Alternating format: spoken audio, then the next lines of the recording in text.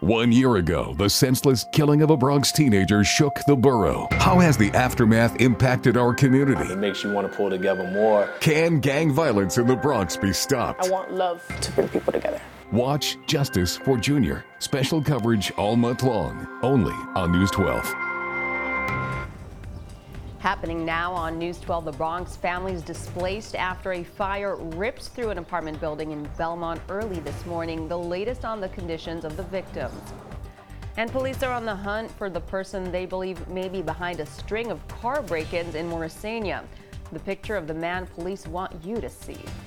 Plus, New Yorkers all over the city celebrating Puerto Rican culture at the National Puerto Rico Day Parade today.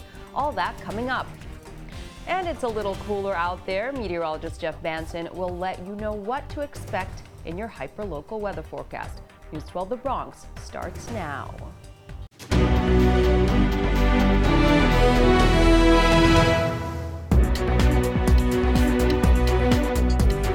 Hello, and thanks for joining us. Today is Sunday, June 9th. I'm Michelle Devone. We'll get to those top stories in just a moment, but first, here's meteorologist Jeff Banson with your hyper-local forecast. Another gem today, sunshine and 70s, low humidity, but all good things must come to an end, and the rain will be returning. It's also a little bit muggier into your Monday with some shower activity, some heavy showers indeed, and then morning storms on Tuesday before things improve. Now we'll then go back and forth Wednesday, Thursday, and Friday. But next weekend, right now, is looking pretty good. So gorgeous weather today, high pressure, wind off the water, slightly cooler across the city, maybe by a few degrees compared to yesterday. Still lovely. Mostly cloudy showers tomorrow. We have this cold front off to the west that's kind of scooping all of this activity up the stationary front, which has not moved at all, and is saying, all right, time to go. But unfortunately, it brings the clouds and the rain into our area. So watch for those, and watch for some thunderstorms on Tuesday morning. This is some very heavy rain, of course, right in time for the morning commute. So definitely something we'll continue to monitor for you. But we do clear it out for the afternoon, so the PM commute Tuesday looking much better. Sunshine today, a bit cooler, 78 Riverdale, 76 in Parkchester, Morrisania at 77. Tonight, late clouds. Most of the night will be clear. Comfortable temperatures right around 60, maybe a few degrees below, into the 50s. Monday, more muggy, even though the temperatures on the thermometer are cooler at 71, with showers. Tuesday, milder, 76, with clearing in the afternoon. Wednesday is a nice one, mostly sunny, 77.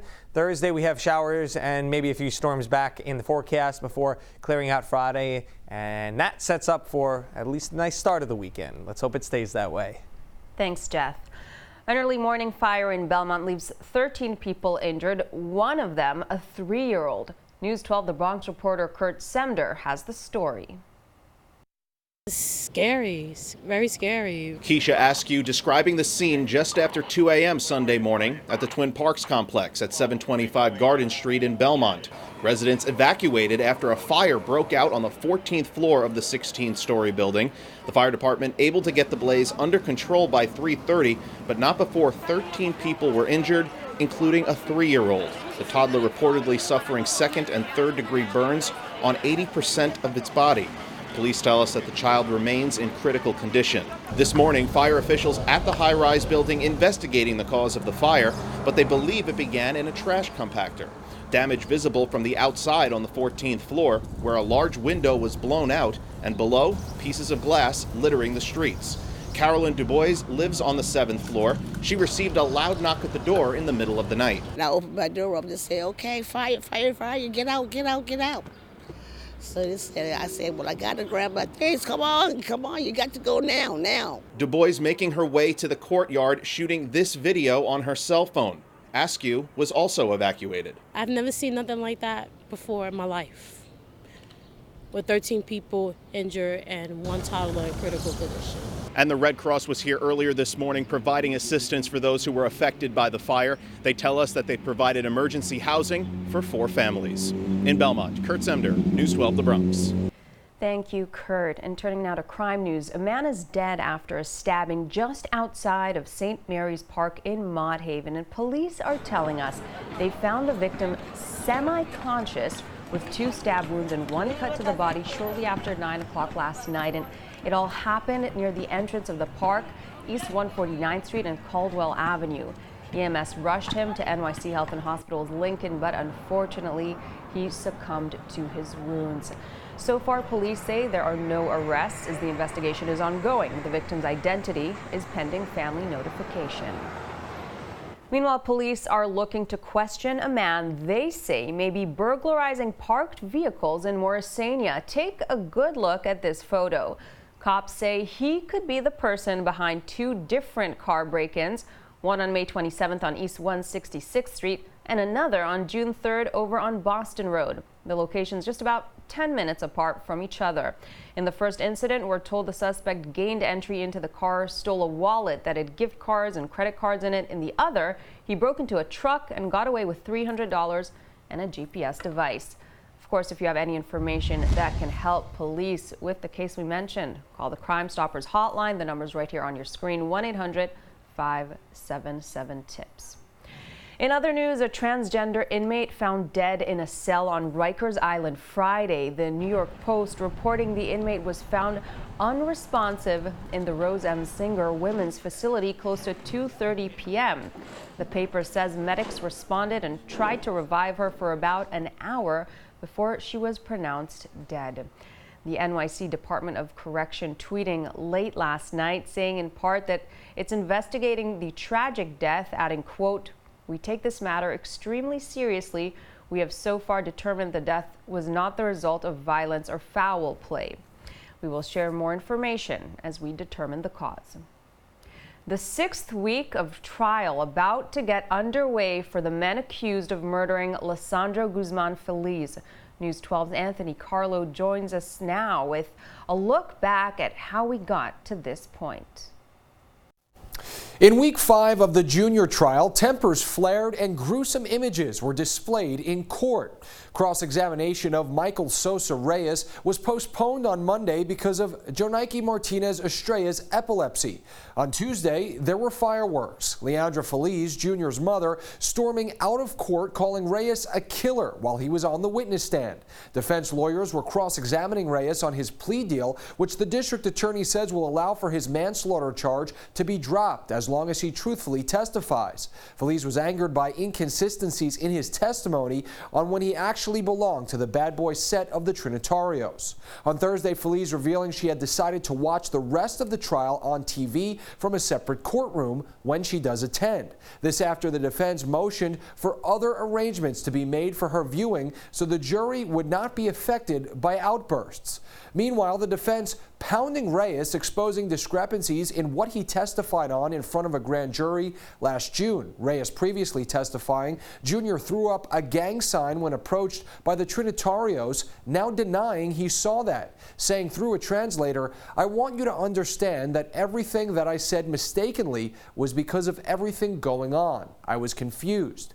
On Friday, the prosecution rested its case, but not before leaving a lasting impression on the jury with photos from Jr.'s autopsy report. A doctor from the Office of the Chief Medical Examiner testifying on Jr.'s fatal neck wound, saying the knife made it from the right side to the left side of Jr.'s neck, hit the muscle, hit the vein, hit the tissue on the backside of the mouth. Dr. Rodriguez also testifying it's possible if he was brought to the hospital earlier than he was, he could have survived.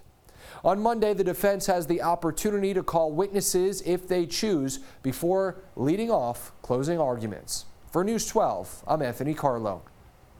And we will be in court every day following this case, so be sure to keep it here on News 12 for continuing coverage of Justice for Junior.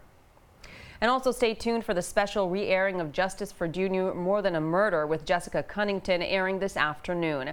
And tune in next Thursday, June 13th at 6:30 p.m. for part 2 of our Justice for Junior special with Aisha McKenzie's Spirit of the Streets. Of course, you can always head on over to our website, news12.com, for comprehensive coverage of Justice for Junior as we mark 1 year since the Belmont teen was brutally murdered. It's time now to tell you about a missing elderly woman from our borough. The NYPD issuing a silver alert for Abigail Vega. They say the 75-year-old was last seen yesterday around 3:30 in the afternoon at the ShopRite on Bruckner Boulevard, and she's described as 5'5", weighing about 115 pounds, We're told she was last seen wearing that black sweatshirt with white stripes, black pants, those blue slippers, and a tan knit hat. Today is the annual Puerto Rican Day Parade in Manhattan, but New Yorkers all across the city have been celebrating the culture and history of the island all weekend. The Puerto Rican Taino Festival in Brooklyn, bringing traditions, food, music, activities, and so much more to Sunset Park yesterday afternoon. And the festival aims to educate people about the historical achievements and artistic expression of Puerto Rico, Taino, and Afro-Latino cultures. And meanwhile, the Yemeni community marching together this weekend, 1 year after the Muslim ban was put into effect. The Yemeni community showing their resilience and love for their country.